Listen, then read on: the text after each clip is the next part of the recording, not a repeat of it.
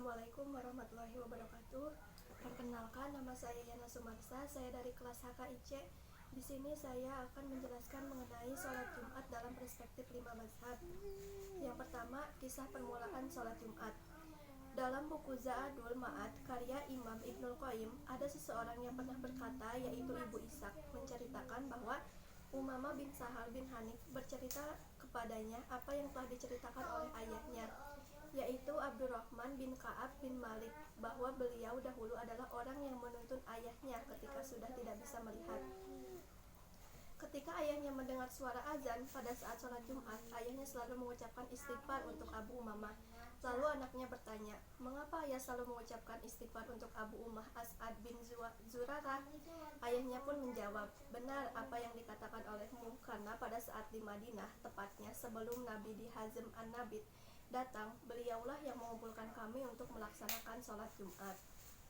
Untuk khutbah yang pertama dilakukan oleh Rasulullah Shallallahu Alaihi Wasallam, yaitu, wahai kalian manusia, wujudkanlah kebaikan untuk dirimu sendiri. Sungguh engkau akan mengetahui, demi Allah akan mati salah seorang di antara kalian tanpa membawa pengembala dan hewan yang dipeliharanya. Lalu ada keutamaan sholat Jumat. Nah, pada hari Jumat ini ada 5 peristiwa penting bagi umat Islam. Yang pertama, pada hari Jumat ini Nabi Adam diciptakan. Yang kedua, pada hari ini Allah Subhanahu wa Ta'ala menurunkan Nabi Adam dari surga ke bumi. Yang ketiga, pada hari ini juga Nabi Adam wafat. Yang keempat, pada hari ini Allah Subhanahu wa Ta'ala akan mengabulkan doa hambanya, asal apa yang dipinta atau diinginkannya itu adalah bukan sesuatu yang diharamkan. Yang kelima, pada hari Jumat juga kiamat akan terjadi. Lalu pengertian sholat Jumat. Sholat Jumat adalah sholat 2 rakaat yang dikerjakan oleh laki-laki secara berjamaah. Hukumnya yaitu fardu ain. Namun jika tertinggal dan tidak mengerjakannya, maka wajib melaksanakan sholat zuhur. Dalam pelaksanaan sholat, kita disunahkan untuk mandi terlebih dahulu, menggunakan pakaian terbaik yang dimiliki, memakai parfum, memotong kuku dan rambut agar terlihat bersih, rapi, dan enak dipandang, karena kita akan menghadap Allah Subhanahu wa Ta'ala. Yang kedua ada hukum sholat Jumat. Menurut mazhab Syafi'i, hukum melaksanakan sholat Jumat yaitu fardu ain bagi laki-laki dengan syarat beragama Islam, balik, merdeka, sehat secara jasmani dan rohani, tetap dalam negeri. Yang kedua, menurut mazhab Hanafi. Menurut mazhab ini, hukum sholat Jumat yaitu fardu ain tersendiri, di mana syaratnya ini adalah seorang muslim, balik, dan berakal. Nah, menurut mazhab ini, sholat dilaksanakan bukan untuk menggantikan pelaksanaan sholat zuhur.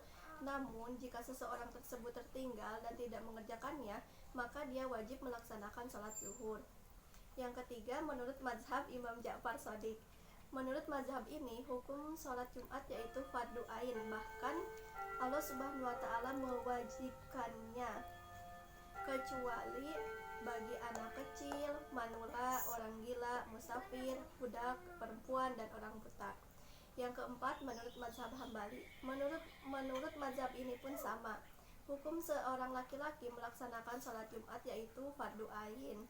Mazhab Maliki pun memiliki pendapat yang sama dengan mazhab Hanafi. Lalu waktu pelaksanaan sholat Jumat. Menurut mazhab Syafi'i, sholat Jumat dilaksanakan di waktu atau saat azan zuhur berkumandang. Menurut mazhab Hanafi, sholat ini dilaksanakan saat matahari tergelincir dari tengah langit sampai bayang-bayang sesuatu benda yang ada di sekitarnya sama panjangnya dengan benda tersebut. Menurut mazhab Imam Ja'far Shadiq, waktu yang paling tepat untuk melaksanakan sholat Jumat ini yaitu pada awal mulanya tergelincir matahari sampai bayangan sesuatu yang satu dengan yang lain sama panjangnya. Sesudah waktu itu selesai, maka muslim tidak dibolehkan sholat Jumat, namun diwajibkan untuk melaksanakan sholat zuhur. Yang keempat, menurut mazhab Hambali. Menurutnya, waktu untuk melaksanakan sholat Jumat itu mulai sejak matahari naik, yaitu kurang lebih sepanjang sepenggala sampai dengan akhir waktu sholat zuhur. Namun waktu sebelum matahari tergelincir merupakan waktu jawaz, yaitu waktu yang dibolehkannya untuk melaksanakan sholat Jumat. Yang seterusnya yaitu mazhab Maliki. Mazhab ini berpendapat bahwa Untuk melaksanakan sholat Jumat itu harus berlanjut hingga matahari terbenam. Lalu tempat penyelenggaraan sholat Jumat. Menurut mazhab Syafi'i, sholat Jumat dilaksanakan di negeri atau bagian dari negeri itu sendiri, atau kampung yang sudah biasa dijadikan tempat untuk melaksanakan sholat Jumat oleh masyarakat tersebut, bukan di daerah-daerah yang terpencil. Yang kedua, mazhab Hanafi, sholat Jumat harus dilaksanakan di kota yang telah biasa dijadikan untuk melaksanakan sholat Jumat. Yang ketiga, menurut Imam Ja'far Shadiq, menurut mazhab ini pun sama, sholat Jumat dilaksanakan di tempat atau kota yang sudah dikenal banyak oleh masyarakat untuk melaksanakan Jumat. Bahkan dalam mazhab ini berkata, jika antara dua jamaah terdapat jarak 3 mil, maka keduanya boleh mengadakan sholat Jumat. Lalu mazhab Hambali, menurut mazhab ini, tempat untuk melaksanakan sholat Jumat yaitu sama seperti mazhab Hanafi, dilaksanakan di kota yang sudah terbiasa dijadikan untuk sholat Jumat. Yang kelima, mazhab Maliki, sholat Jumat dilaksanakan di masjid jami atau masjid tertua yang ada di kampung atau tempat itu sendiri. Lalu ada syarat-syarat dua khutbah. Yang pertama, dilaksanakan sebelum kita melaksanakan sholat Jumat. Yang kedua, niat. Para imam mazhab telah bersepakat bahwa jika khutbah tidak diiringi dengan niat maka tidak sah. Namun Imam Maliki memiliki pendapat lain, jika niat bukanlah persyaratan khutbah.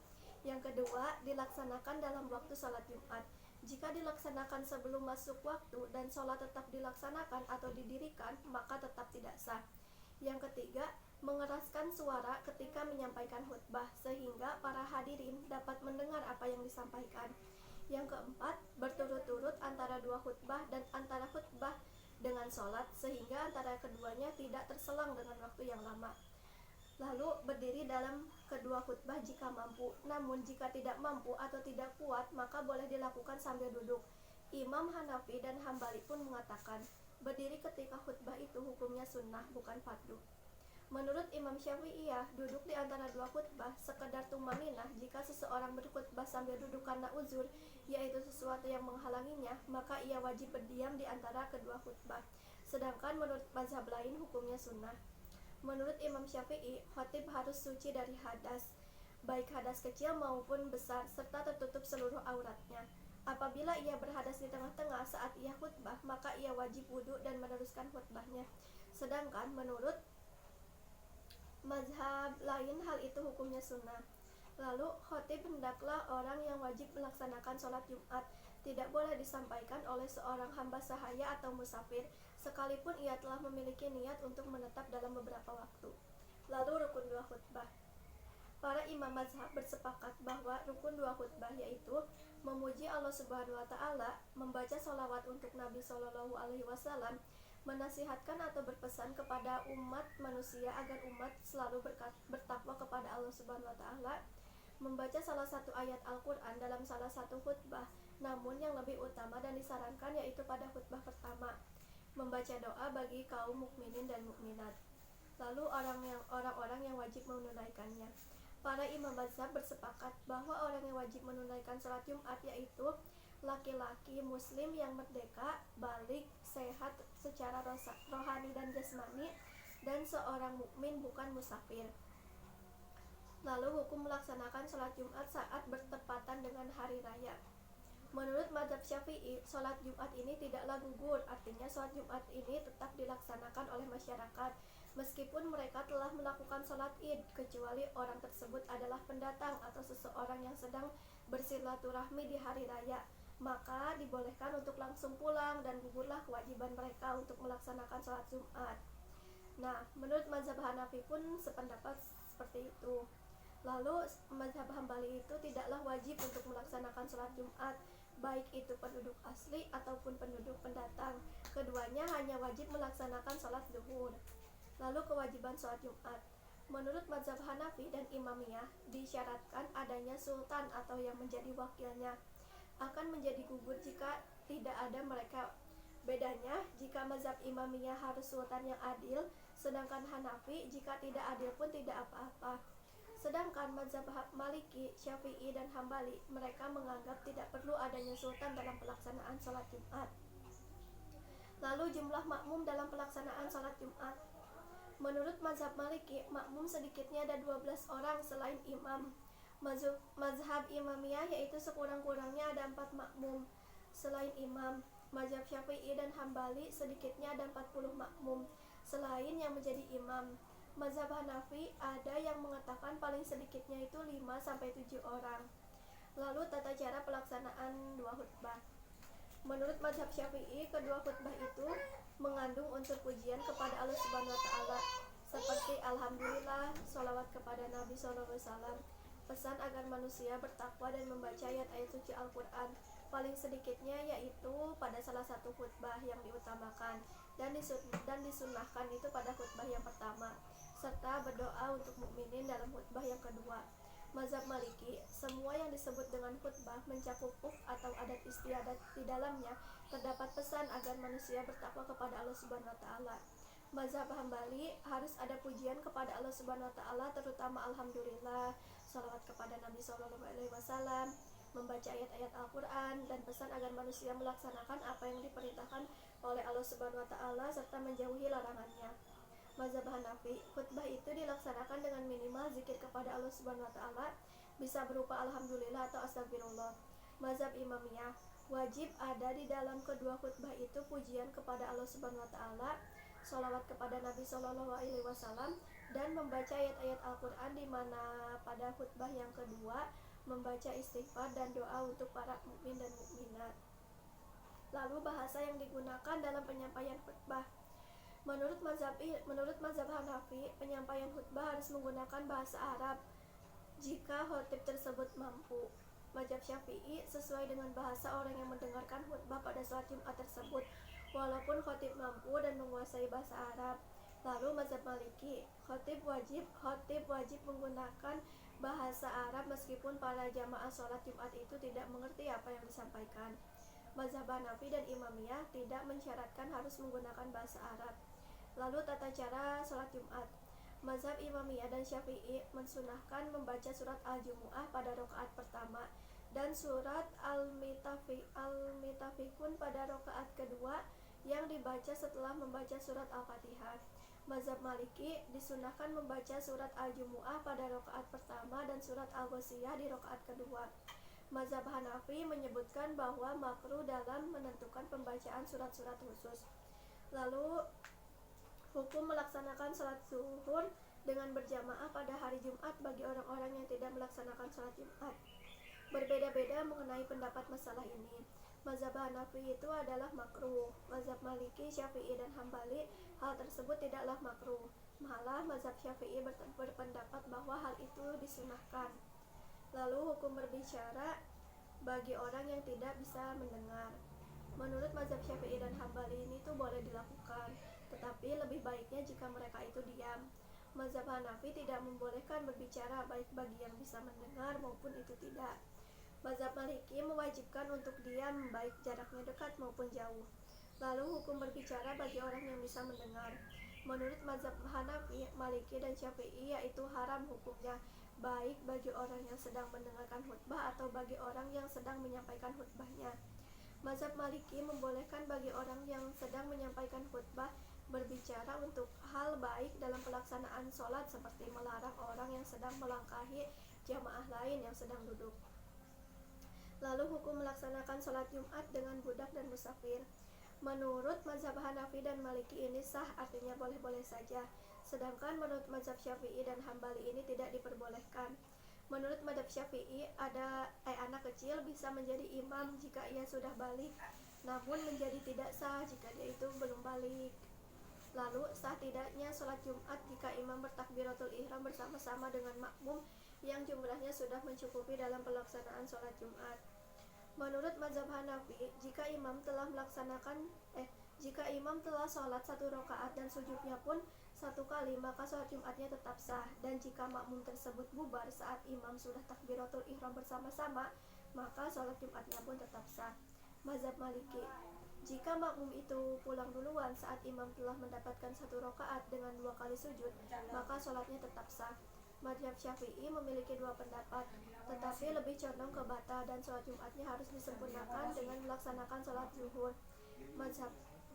Mazhab Hambali pun menganggap bahwa itu adalah hal yang bisa membatalkan sholat Jumat, sehingga harus disempurnakan dengan sholat zuhur, lalu berdiri dalam khutbah bagi khatib. Mazhab Maliki dan Syafi'i mewajibkannya. Mazhab Hanafi dan Hambali tidak mewajibkannya. Menurut mazhab Syafi'i, khatib harus dalam keadaan suci, dan apabila khatib telah diam dan ada di mimbar, sebaiknya ia langsung mengucapkan salam kepada para jamaah. Sedangkan menurut mazhab Hanafi dan Maliki, makruh hukumnya jika khatib memberikan salam kepada para jamaah. Lalu isu-isu kontemporer. Di sini ada 5, saya akan menjelaskan 3. Yang pertama, memutar kaset qiraah menjelang sholat Jumat. Biasanya ini diputar oleh pengurus masjid sebelum sholat Jumat dimulai, dengan tujuan mengingatkan warga bahwa sholat Jumat akan segera dimulai. Akan tetapi, ada sisi lain dari hal ini, yaitu kadang di dalam masjid itu kan ada orang yang sedang melaksanakan sholat tahiyatul masjid. Pertanyaannya, dapatkah pengurus masjid tadi dibenarkan atau diberitahu bahwa sholat Jumat akan segera dimulai? Bila dilihat lagi, suara qiraah tersebut kadang mengganggu jamaah yang sedang melaksanakan sholat Jumat. Jawabannya dapat dibenarkan bila memutar kaset qiraah itu memunculkan kemaslahatan yang lebih besar dibandingkan manfaatnya. Lalu yang kedua, mengganti khatib dan syarat-syaratnya. Ceritanya, pernah ada seorang khatib yang umurnya sudah lansia, di mana penglihatannya sudah kurang jelas. Ketika sedang berkhutbah, cuaca menjadi gelap, yaitu mendung, yang mengakibatkan khatib ini tidak jelas untuk melihat tulisan. Sang khatib pun meminta agar menggantikan dirinya. Apakah khatib yang tadi boleh digantikan? Jika boleh, bagaimana kriteria orang yang menggantikannya? Boleh, meskipun ada ulama yang mengatakan bahwa itu makruh. Jika waktu sholat Jumat itu masih panjang dan orang yang menggantikannya harus orang yang mendengar mengenai rukun-rukun khutbah. Lalu yang ketiga, ta'adudud Jumat tanpa sebab. Hari Jumat adalah harinya induk di antara hari yang lainnya, di mana memiliki banyak keagungan. Nah, pertanyaannya, adakah pendapat yang membolehkan mendirikan sholat Jumat lebih dari satu dalam satu desa secara dekat tanpa ada sebabnya? Ada imam yang membolehkannya, yaitu ulama Hanafiyah, Ibnu Hazm, dan Syekh Ismail Zaid. Namun Syekh ini mensyaratkan pada setiap Jumat dari keduanya jumlah penduduknya tidak kurang dari 40 orang. Karena tujuan dari sholat Jumat ini untuk menampakkan syiar agama Islam, maka jika sholat Jumat ini tidak dilakukan di banyak tempat, syiar Islam ini akan semakin banyak dan tampak. Lalu yang terakhir, hikmah sholat Jumat. Di sini ada 7 masalah dan disebutkan 3. Ada 5. Lalu hikmah sholat Jumat yang pertama itu, di mana pada hari ini manusia atau umat Islam itu menjadi saling mengenal, saling bertegur sapa. Mereka masuk di dalam masjid dan mendengarkan apa yang dikatakan oleh sang khatib. Secara tidak langsung, dengan adanya sholat Jumat ini, maka wawasan keilmuan mereka semakin bertambah. Yang kedua, dengan adanya khutbah atau bisa dibilang dengan ceramah pada pelaksanaan sholat Jumat ini, tanpa kita sadari, khatib mengingatkan orang-orang Islam kepada masalah dunia yang mereka hadapi saat ini dan akhirat untuk kelak nanti. Sekian presentasi dari saya. Mohon maaf bila ada kekurangan. Wassalamualaikum warahmatullahi wabarakatuh.